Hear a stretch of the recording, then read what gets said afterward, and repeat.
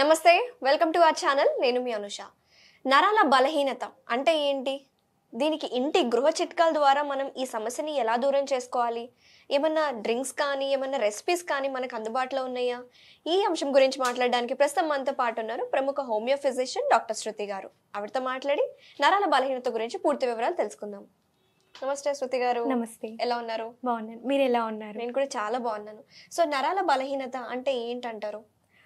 జనరల్గా ఈ మధ్య కాలంలో నరాల బలహీనత అనేది ఆల్మోస్ట్ ఒక 10 పీపుల్కి తీసుకుంటే 8 పీపుల్కి చాలా వరకు నరాల బలహీనత అనేది ఉంది. చాలా కారణాల వల్ల ఈ నరాల బలహీనత అనేది చూస్తూ ఉంటాము. నిద్ర లేకపోవడం, అలాగే ఎక్కువగా ఆల్కహాల్ కన్జంప్షన్ చేయడము, స్మోకింగ్, అలాగే కొన్ని రకాల హెల్త్ డిసీజెస్ వల్ల ఈ నరాల బలహీనత అనేది రావచ్చు. అలాగే అరికాలలో మంటలు, తిమ్మిర్లు, పొడిచినట్టుగా ఉండడము, స్పర్శ కోల్పోతూ ఉండడము, ఇవన్నీ కూడా నరాలలో మైలిన్ షీట్ అనేది ఉంటుంది. సో ఆ మైలిన్ షీట్ అనేది మనకి తగ్గిపోవడం ద్వారా మనకి ఈ మంటలు కానివ్వండి, నరాల బలహీనత అవ్వచ్చు, ఏదైతే ఉందో ఇవన్నీ కూడా పెరగడం జరుగుతూ ఉంటుంది. సో వీటన్నింటిని నియంత్రించడానికి మన ఇంట్లో ఉండే చిన్న చిన్న చిట్కాల ద్వారా డాక్టర్ని సంప్రదించే కంటే ముందుగానే కొద్దిగా ఈ పదార్థాలతో గనుక మనం రెక్టిఫై చేసుకున్నట్టయితే కొంతవరకు ప్రివెంట్ చేసుకోవడానికి అవకాశం ఉంటుంది. ఓకే. సో అయితే మీరు అన్నారు కదా, ఇట్లా సూదులు గుచ్చినట్టు లేకపోతే తిమ్మిర్లు ఇవి వస్తేనే నరాల బలహీనతగా కన్సిడర్ చేసుకోవచ్చు. ఇంకా వేరే ఏమైనా లక్షణాలు ఉంటాయంటారా? చాలా రకాల లక్షణాలు అనేది పేషెంట్స్ ఈ మధ్య కాలంలో చెప్తూ ఉన్నారు. ఒకటి, అలసటత్వం రావడము, మేల్స్కి అయితే పర్సనల్ ప్రాబ్లమ్స్ అరైజ్ అవ్వడము, ఫీమేల్స్కి అయితే వాళ్ళు స్పర్శ కోల్పోతూ ఉండడము, సయాటికా లాంటి నర్వస్ రిలేటెడ్ ప్రాబ్లమ్స్ రావడము, అండ్ వనకడము. అంటే కొంత ఏజ్ పీపుల్లో ఒక 50 క్రాస్ అయిన వాళ్ళల్లో పటుత్వం అనేది ఉండదు. అది కూడా నరాల బలహీనతలో ఒక భాగంగా చెప్పుకోవచ్చు. అదే విధంగా పార్కిన్సన్స్ డిసీజ్ అనేది కూడా ఈ నరాల బలహీనతకి కల మెయిన్ ప్రాబ్లం. ఓకే. సో మరి ఈ సమస్యకి చెక్ పెట్టాలంటే మన గృహ వైద్యం ద్వారా, ఇంటి చిట్కాల ద్వారా ఏమేం కావాలంటారు? ఏం రెసిపీ తయారు చేసి చూపించబోతున్నారు మాకు?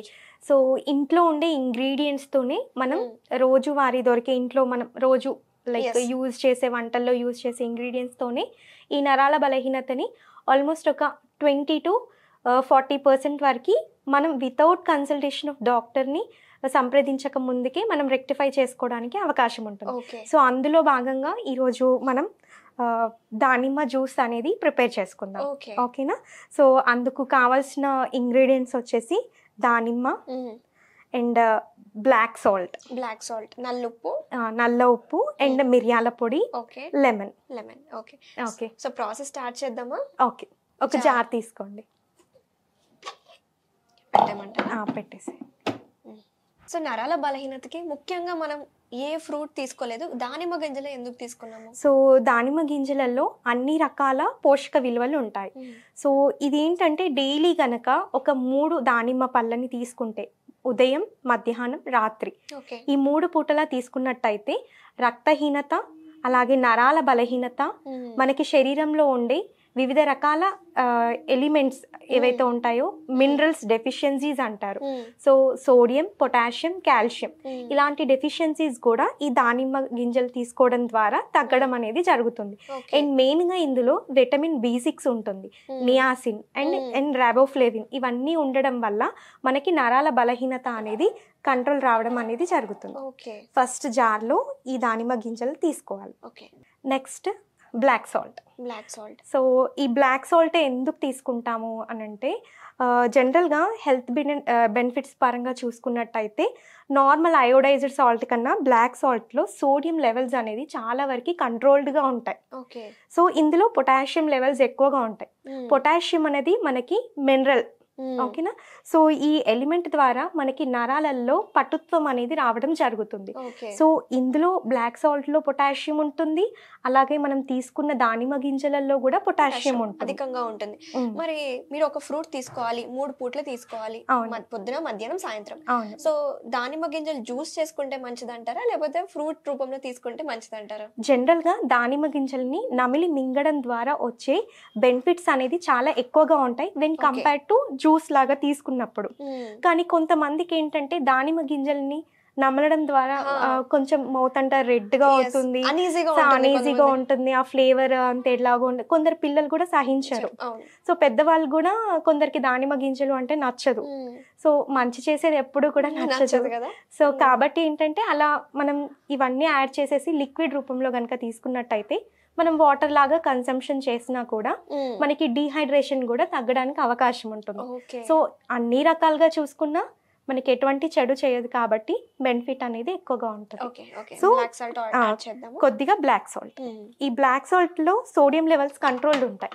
సో సోడియం లెవెల్స్ తక్కువగా ఉండడం వల్ల నార్మల్ అయోడైజ్డ్ సాల్ట్ యూజ్ చేయకపోవడం వల్ల కొందరి పర్సన్స్ లో రక్తపోటు లైక్ బీపీ కూడా కంట్రోల్ ఉండడానికి అవకాశం ఉంటుంది. అలాగే కొలెస్ట్రాల్ లెవెల్స్ కూడా కంట్రోల్ ఉంచడానికి మనకి బ్లాక్ సాల్ట్ అనేది చాలా ఉపయోగపడుతుంది. కంపేర్ టు రాక్ సాల్ట్ కంటే బ్లాక్ సాల్ట్ మంచిదంటారా? చాలా రకాలుగా చూసుకుంటే బ్లాక్ సాల్ట్ ఆయుర్వేద పరంగా కూడా చాలా బెనిఫిట్స్ అనేవి ఎక్కువగా ఉంటాయి. మిరియాల పొడి, నల్ల మిరియాల పొడి. సో ఈ నల్ల మిరియాల పొడికి ఈ రంగు రావడానికి పెప్పరైన్ అనే ఒక కెమికల్ ఉంటుంది. సో ఇది చాలా వరకు మనం కింగ్ ఆఫ్ మసాలాస్ అంటారు. చాలా స్పైసెస్ ఉంటాయి. సో ఆ స్పైసెస్ వల్ల ఏమవుతుంది అని అంటే ఘాటుగా ఉంటుంది. బిర్యానీస్లలో అట్లా ఎక్కువగా ప్రిఫర్ చేస్తూ ఉంటారు. కొంతమంది తీసేస్తూ ఉంటారు, తినలేరు, ఘాటు ఎక్కువగా ఉంటుంది కాబట్టి. ఓకేనా.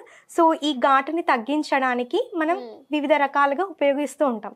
సో దీంట్లో ఉపయోగించడానికి రీజన్ ఏంటి నరాల బలహీనతకి అని అంటే ఇది యూజ్ చేయడం ద్వారా దీంట్లో పెప్పరైన్ అలాగే కొన్ని రకాల వైటమిన్స్ ఉంటాయి కాబట్టి మనం తీసుకునే దానికి సరిపడేటట్టుగా ఉంటుంది. సో ఒక పించ్ ఆఫ్ పెప్పర్ పౌడర్ అనేది తీసుకుందాం. సో దీని సైంటిఫిక్ నేమ్ కూడా పెప్పర్లిన్ లాంగా కదా? అవునండి. ఓకే అనుష, కొద్దిగా లెమన్ తీసుకుందాము. లెమన్లో వైటమిన్ సి ఎక్కువగా ఉంటుంది కాబట్టి మనకి ఎలాంటి vitamin related C related issues ఉన్నా కూడా కొద్దిగా కరెక్ట్ అవుతుంది. సో కొద్దిగా వాటర్. ఓకే.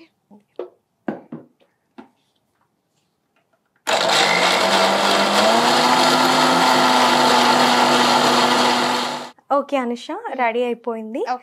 సో చూసారా ఆ ఫ్లేవర్ ఎట్లా తెలుస్తుందో. సో ఈ మిరియాల పొడి వల్ల బ్లడ్లో ఉండే కొలెస్ట్రాల్ లెవెల్స్ అనేది కరిగిపోయి చాలా వరకు ఈ బలహీనత అనేది నరాల బలహీనత అనేది కంట్రోల్ అవ్వడానికి అవకాశం ఉంటుంది. సో చాలా వరకు ఇది స్ట్రెయిన్ చేయకుండా కూడా తీసుకోవచ్చు. కాకపోతే ఫైబర్ ఎక్కువగా ఉంటుంది. నరాల బలహీనతకి ఎంతో చక్కగా ఉపయోగపడే ఇంటిలో ఉండే ఒక ఇంగ్రీడియంట్ ద్వారా మనకి అన్ని ప్రాబ్లమ్స్, మెయిన్గా నరాలకు సంబంధించిన చిన్న చిన్న ప్రాబ్లమ్స్ అన్ని రెక్టిఫై అవ్వడానికి ఈ అద్భుతమైన డ్రింక్ అనేది రెడీ అయిపోయింది. Very nice. ఓకే. సో చూసారు కదా వ్యూవర్స్, నరాల బలహీనత సమస్యతో బాధపడే వాళ్ళకి ఈ దానిమ్మ జ్యూస్ చాలా సింపుల్ అనిపించవచ్చు, కానీ దీంట్లో మంచి మంచి న్యూట్రిటివ్ వాల్యూస్ ఉన్నాయి, మినరల్స్ ఉన్నాయి. అధికంగా పొటాషియం ఉండడం వల్ల ఇది నరాల బలహీనతకి చాలా ఉపయోగపడుతుందండి. అది మాత్రమే కాకుండా మనం పెప్పర్ని యాడ్ చేస్తున్నాం. పెప్పర్ అనేది దీంట్లో కీ రోల్గా పనిచేస్తుంది. సో మీరు కూడా తప్పకుండా ట్రై చేయండి. మళ్ళీ నెక్స్ట్ వీడియోలో కలుద్దాం. థ్యాంక్ యూ శృతి గారు, మా స్టూడియోకి వచ్చి మంచి డ్రింక్ని పరిచయం చేసినందుకు ధన్యవాదాలు. ఓకే.